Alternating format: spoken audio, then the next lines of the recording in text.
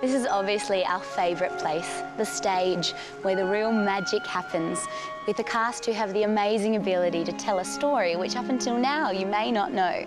For instance, who is the Tin Man? Who is the Scarecrow? What happened to the Wizard? And who was the Wicked Witch of the West? I think I can help you with that. All will be revealed in an experience to be remembered, whether you are 8 or 80. Tell them how I am defying gravity. I'm flying, defying gravity. Just singing the material that I sing takes an hour. So, you know, that's an athletic feat in itself, is to produce that sound every night. But running around on stage trying to get from scene to scene, there's a thing that we call the alphabadash. They even announce it backstage, clear the corridors for the alphabadash, and so everyone nicks off out of the way so I can race off stage and down and under into the pit and onto the lift. Come on, we'll be late for Wizardmania. I want to remember this moment, always.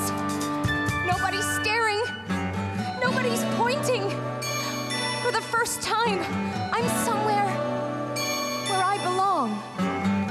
You look positively emerald. These two women had to be able to sing magnificently, act beautifully and look absolutely gorgeous. And I think they actually work, those three things happen.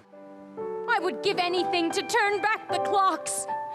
Go back to that time where I actually believed that you were wonderful.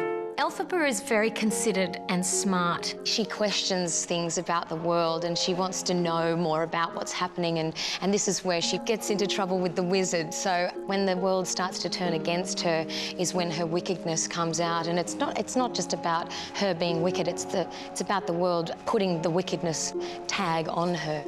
And Elphaba has a lot to do with how Glinda does eventually become properly Glinda the Good, who's going to look after the citizens of Oz, the Glinda we know so well from The Wizard of Oz. Oh, how good of you! You are so good. No, I'm not. Yes, you are. Now stop. Did you have a question? Oh, yes. Then you have the wonderful Maggie Kirkpatrick, who you will remember from Prisoner on television, and Maggie is such a seasoned actress. Morrible is fascinating for me because she's not what she seems. And so I've actually got a journey in this show, as indeed everyone has. Many years I have waited for a gift like yours to appear.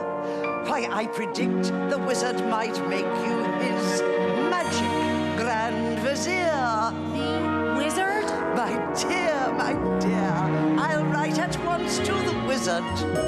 Tell him of you in advance. With a talent like yours, dear, there is a definite chance.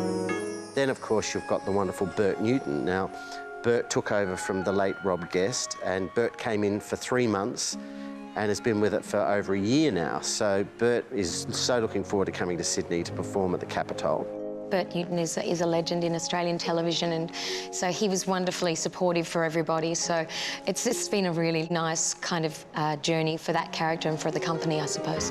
I will be wonderful, and they said wonderful.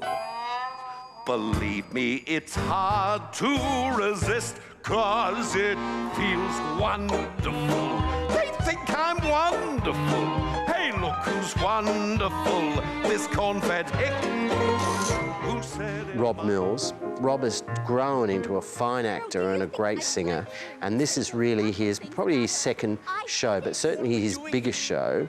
And he worked very hard and he's been out there working his socks off, and I think has won the hearts of certainly a lot of young people that come and see the show, and certainly lots of mums and dads too, because he's grown enormously. Fiyero is my transition for the last 4 years of my life in that 3-hour show. The way he's so cruisy and he's very carefree to this guy who's just, he finds love, he finds purpose. And definitely, I think the main thing with Fiyero that I really, it's very, very me, is if you scratch it a little bit beneath the surface, you find there's a lot more to Rob Mills and you find there's a lot more to Fiyero. So yeah, that's what drew me to the character.